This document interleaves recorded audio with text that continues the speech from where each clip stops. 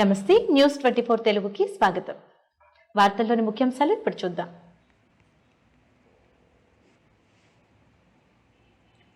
తూర్పుగోదావరి జిల్లా రాజానగరం నియోజకవర్గం కోరుకొండ మండలంలో నూతనంగా ప్రారంభించిన తెలుగుదేశం పార్టీ కార్యాలయంలో Rajanagaram TDP incharge Venkataramana Chowdary media సమావేశం నిర్వహించారు.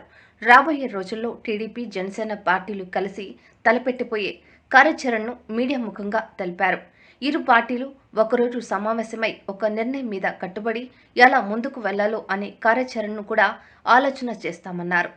రాబోయే 2 రోజుల్లో ఏర్పాటు చేయబోయే కార్యక్రమంలో టీడీపీ జనసేన పార్టీ అధిపతులు పాల్గొంటారని, నారా లోకేష్ ఇవ్వగల పాదయాత్ర సందర్భంగా పైలన్ ఆవిష్కరించబడుతుందని, అదే రోజు తమ కార్యాచరణను ప్రకటిస్తామని తెలిపారు. ప్రతిష్టాత్మకంగా తీసుకుని దాదాపు 6 లక్షల మంది Telugu Desam party cadre, Janasena party cadre మనకి రాబోతున్నారు. మన నియోజకవర్గం రాజానగరం నియోజకవర్గం నుంచి 1000 మంది తెలుగుదేశం పార్టీ క్యాడర్ వెళ్ళే విధంగా మేము ఏర్పాట్లు చేసుకోవడానికి సంసిద్ధం అవుతున్నాం. అంటే వెహికల్స్తో పాటు భోజనాలు ఎలా అరేంజ్ చేసుకోవాలి, బస్సులు ఎలా అరేంజ్ చేసుకోవాలన్నది ఇవాళ చర్చించుకున్నాం.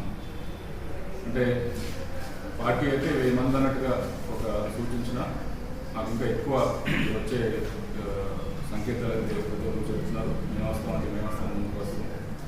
సో ఇవన్నీ ఏర్పాటు ఎలా చేయాలని చెప్పేసి చర్చించుకున్నాం.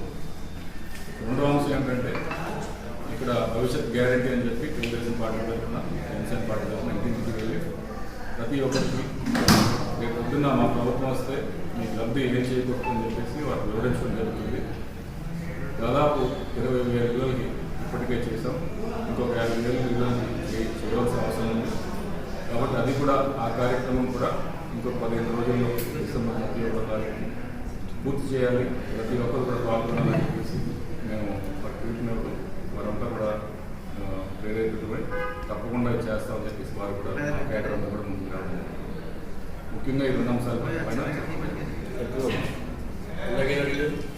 సార్, అదే రాజానగరం నియోజకవర్గంలో జనసేనకే సీట్ అనేసి ప్రసారం జరుగుతుంది. దానిపైన మీరేం? దీనిపైన నేనైతే కమెంట్స్ చేయనండి, సైలెన్స్ అయిన కమెంట్.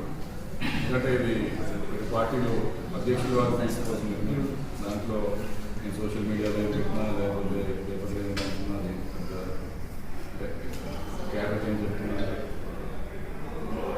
అది అప్రస్తుతం. తర్వాత వారు నిర్ణయించిన తర్వాత ఒకవేళ రాజానగరానికి జనసేన కేటాయిస్తే మీరు మనస్ఫూర్తిగా దానికి అంగీకరించి అది మనం మేము మీటింగ్ అనేది పెట్టుకున్నాము.